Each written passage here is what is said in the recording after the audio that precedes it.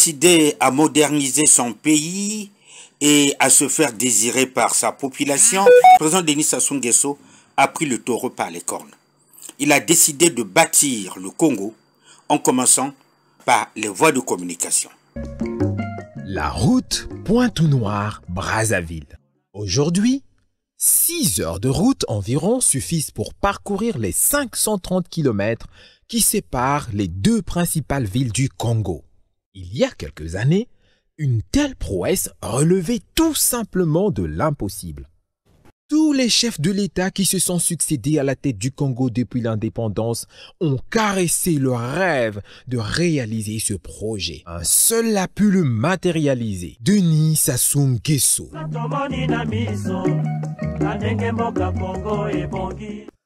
L'inauguration de cet ouvrage, le plus grand que le Congo n'ait jamais connu, qui a permis de renverser les montagnes, d'enjamber rivières et vallées, montre à suffisance la suprématie de l'homme sur la nature du fait de l'engagement extrême du président de la République qui ambitionne des lendemains meilleurs pour son peuple. Je suis très content. C'est pour une première fois que j'ai vu ces choses-là. Depuis que je suis né le 20 janvier 1967, mais vraiment qu'aujourd'hui, le président Denis Sassou Nguesso vraiment nous fait des choses que je n'avais jamais vues dans ma vie. Même là, je suis très content parce que pourquoi mes enfants vont voir ces souvenirs, ils seront très contents. Les avantages sont multiples puisque là, les véhicules partent déjà de la Bouenza jusqu'à Pointe-Noire. C'est déjà une fierté pour nous.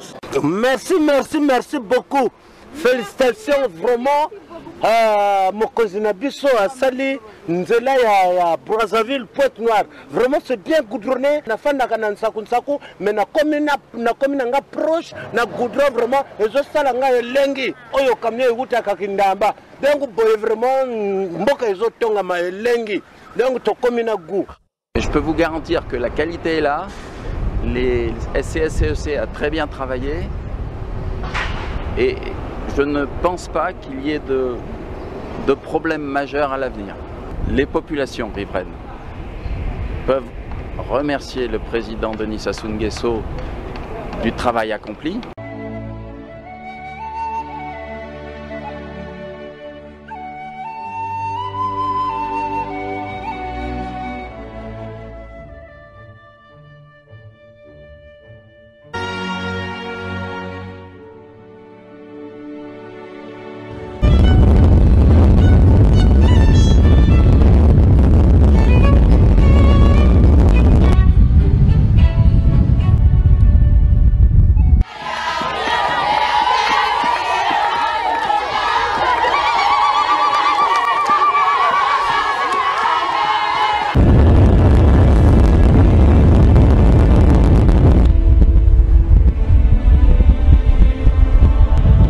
Inauguration solennelle du premier tronçon de la route transfrontalière reliant le nord du Congo au sud du Cameroun. 160 km de voies bitumées entre Kété et Sembé dans le département de la Sanga, dans le nord-est du Congo.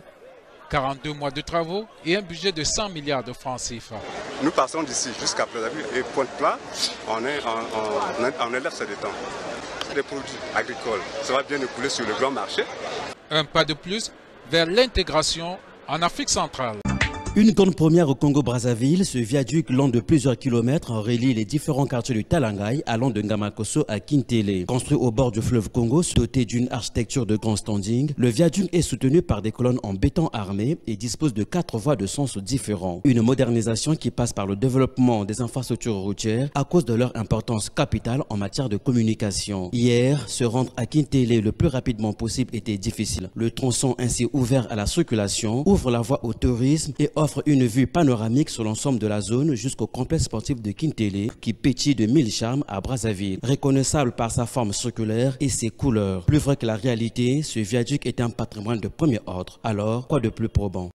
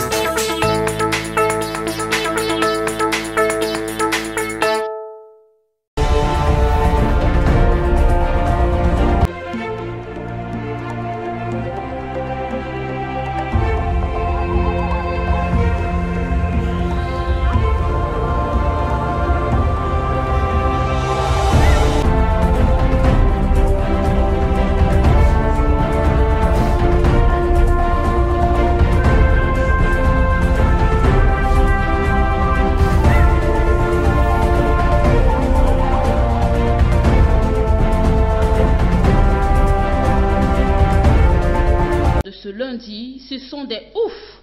Enfin, waouh, que l'on a enregistré des premiers passagers en partance de Pointe-Noire. C'est très beau l'aéroport, je suis très contente.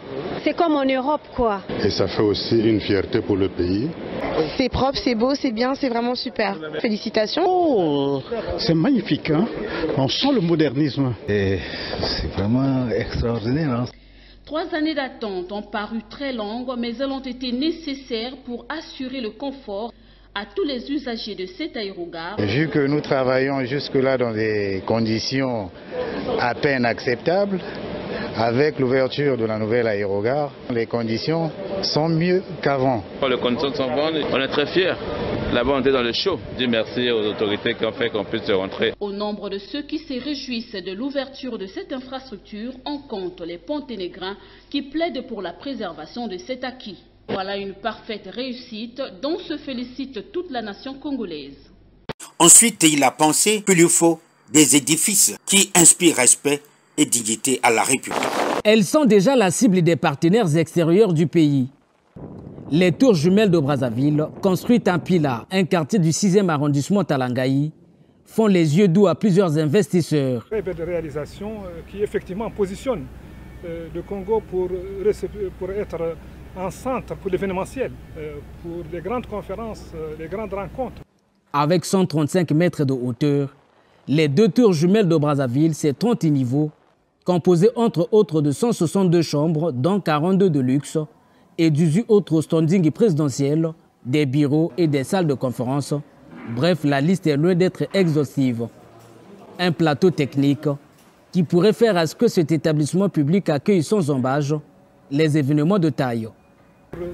Le Grand Hôtel de Kintélé est désormais affilié à la marque LHW, Landing Hotel of World, une marque répondant aux standards internationaux. Classé 4 étoiles de 200 chambres d'hôtes, 6 suites présidentielles de 216 mètres carrés aux 2 derniers niveaux donnant sur la façade fluviale, 124 chambres type standard de 31 mètres carrés, 50 chambres type standard double de 50 mètres carrés, 2 chambres type pour personnes vivant avec handicap de 50 mètres carrés.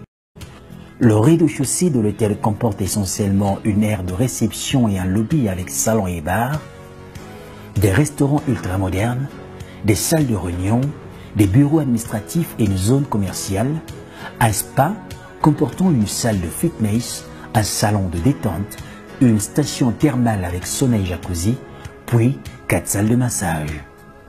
Comme ouvrage annexe de l'hôtel, on peut citer un court de tennis aux normes internationales, une piscine de 25 mètres de long sur 8 mètres de large et une aire dédiée aux enfants et, enfin, des espaces verts et terrasses aménagées.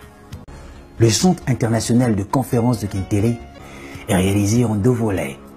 Le premier concerne la construction du centre de conférences proprement dit, comprenant notamment un auditorium ou palais de congrès de 1500 places avec cabine de presse, une grande salle de banquet de 1000 places, ainsi qu'une salle de réunion présidentielle avec vidéoprojection incorporée de 375 places d'hôtes, 75 places destinées aux chefs d'État et 300 à leurs collaborateurs, à raison de 4 collaborateurs pour chaque chef d'État.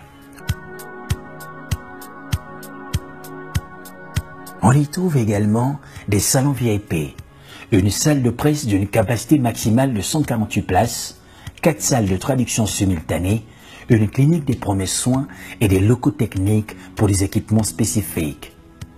L'université Denis Sassou Nguesso va recevoir plus de 40 000 étudiants de tout le pays, dont 4 000 campusards, qui auront comme résidence le village olympique de Kintélé. La voie de la paix et de l'unité est le seul moyen qui peut conduire le pays à aller de l'avant et à avancer avec ce qui a été accompli jusqu'ici pour l'éducation de nos jeunes.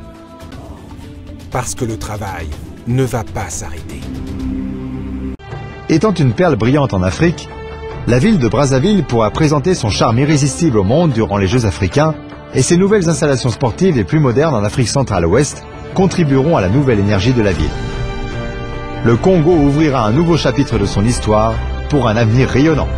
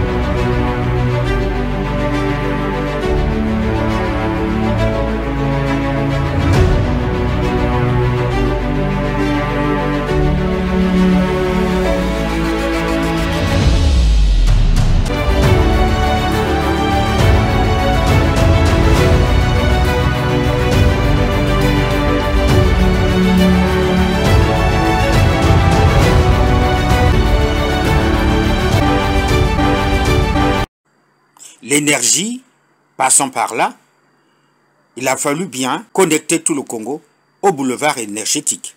Le barrage d'Imboulou a doublé notre capacité de production d'énergie propre et fiable.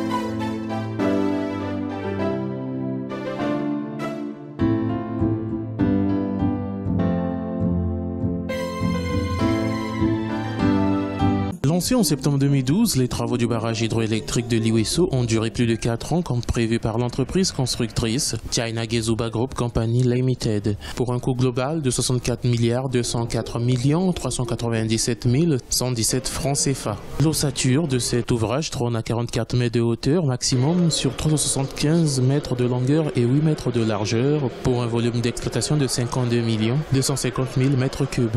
Notons que le barrage de Liwesso comprend 3 turbines pour une capacité de production de 19,92 MW, dont 5,1 seulement ont été exploités. Les travaux essentiels du barrage Liwesso se sont achevés le 28 juin 2016, date de mise en exploitation du premier groupe de la centrale. Depuis lors, les villes de Wesso, Mokeko et plusieurs villages sont alimentés 24 heures sur 24 au grand bonheur de la population. Au cours des 5 prochaines années, plus de 1800 MW seront produits par de nouvelles centrales hydroélectriques qui seront construites à travers le pays.